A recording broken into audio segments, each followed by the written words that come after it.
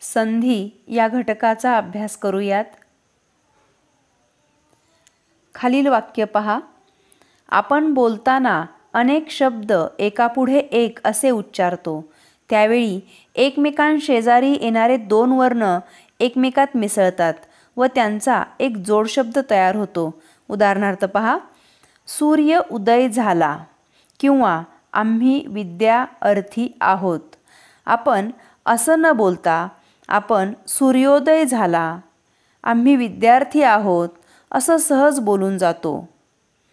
अशा प्रकारचे जोडशब्द तयार करताना पहिल्या शब्दातील शेवटचा वर्ण व दुसऱ्या शब्दातील पहिला वर्ण हे एकमेकात मिसळतात व त्या दोहोंबद्दल एक वर्ण तयार होतो.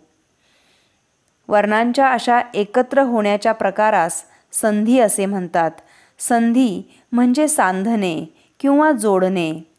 जोडशब्द तयार करताना पहिल्या शब्दातील शेवटचा वर्ण दुसऱ्या शब्दातील पहिला वर्ण एकमेकात मिसळतात व त्या दोहोंबद्दल एक वर्ण निर्माण होतो. वर्णांच्या अशा एकत्र येण्याला संधी असे म्हणतात. पूर्वरूप संधी, पररूप संधी यांचा अभ्यास करूयात. प्रथम पूर्वरूप संधी म्हणजे काय आणि त्याची उदाहरणं अभ्यासूयात. पूर्वरूप संधी कधीकधी दोन स्वर एकापुढे एक आले असता त्यातील पहिला स्वर म्हणजेच पूर्वस्वर न बदलता तसाच राहतो व दुसरा स्वर लोप पावतो. अशा प्रकारच्या संधीला पूर्वरूप संधी असे म्हणतात. आपण याची उदाहरणं पाहूयात. व्याख्येला परत एकदा समजून घ्या.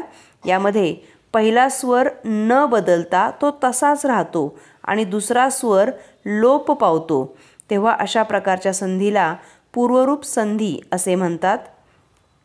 उदाहरणं पाहूयात आपण. पहिलं उदाहरण आहे काहीसा.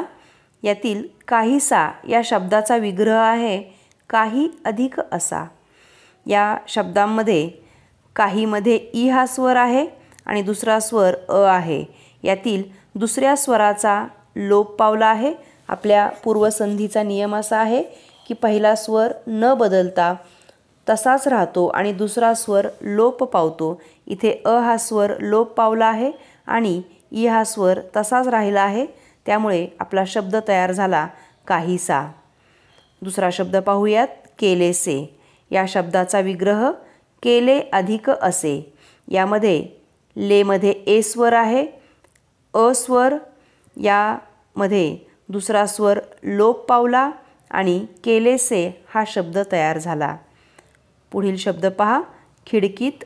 या शब्दाचा विग्रह खिडकी अधिक आत. कीमध्ये ई हा स्वर आहे, दुसरा स्वर आ आहे. नियमाप्रमाणे दुसरा स्वर लोप पावणार आणि खिडकीत हा असा शब्द तयार होईल. पुढील उदाहरण पहा. नदीत. नदीत या शब्दाचा विग्रह नदी अधिक आत. यामध्ये दीमध्ये ई स्वर आहे, दुसरा स्वर आ आहे. नियमाप्रमाणे दुसरा स्वर लोप पावला आणि नदीत हा शब्द तयार झाला. पुढील शब्द कितीक. कितीक शब्दाचा विग्रह किती अधिक एक. यामधील तीमध्ये ई हा स्वर आहे आणि दुसरा स्वर ए आहे. आपला दुसरा स्वर लोप पावला आणि कितीक हा शब्द तयार झाला. पुढील शब्द लाडूत.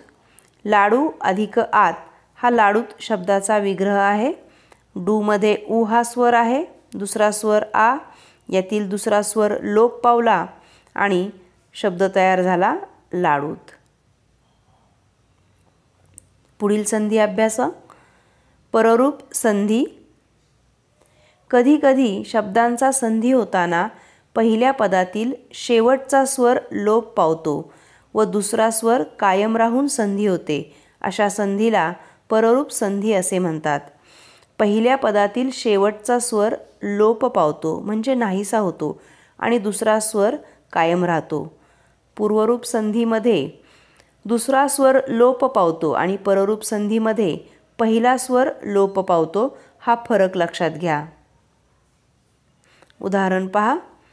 घरी या शब्दाचा विग्रह घर अधिक ई. यामध्ये र मध्ये अ स्वर आहे, दुसरा स्वर ई आहे. अ स्वर लोप पावला आणि शब्द तयार झाला घरी. पुढील शब्द पहा. भेटून. याचा विग्रह होतो भेट अधिक ऊन. यामधील ट मध्ये अ स्वर आहे, दुसरा स्वर उ. यातील पहिला स्वर लोप पावला आणि भेटून हा शब्द तयार झाला. पुढील शब्द पहा. करून. यामध्ये याचा विग्रह कर अधिक ऊन असा होतो. यातील र मध्ये अ हा स्वर आहे आणि दुसरा स्वर उ आहे. यातील पहिला स्वर लोप पावला आणि दुसरा स्वर तसाच राहिला आणि शब्द तयार झाला करून. पुढील शब्द पहा. एक एक. या शब्दाचा विग्रह एक अधिक एक. यातील पहिला स्वर लोप पावला आणि दुसरा शब्द स्वर तसाच राहिला, यामुळे तयार झाला एक एक हा शब्द. पुढील शब्द सांगेन. याचा विग्रह सांग अधिक एन. यातील पहिल्या शब्दामध्ये अक्षरामध्ये अ हा स्वर आहे आणि दुसरा स्वर ए. पहिला स्वर लोप पावला आणि शब्द तयार झाला सांगेन. पुढील शब्द पहा. घामोळे. याचा विग्रह घाम अधिक ओळे. यातील म मध्ये अ हा स्वर आहे आणि पुढील स्वर ओ आहे.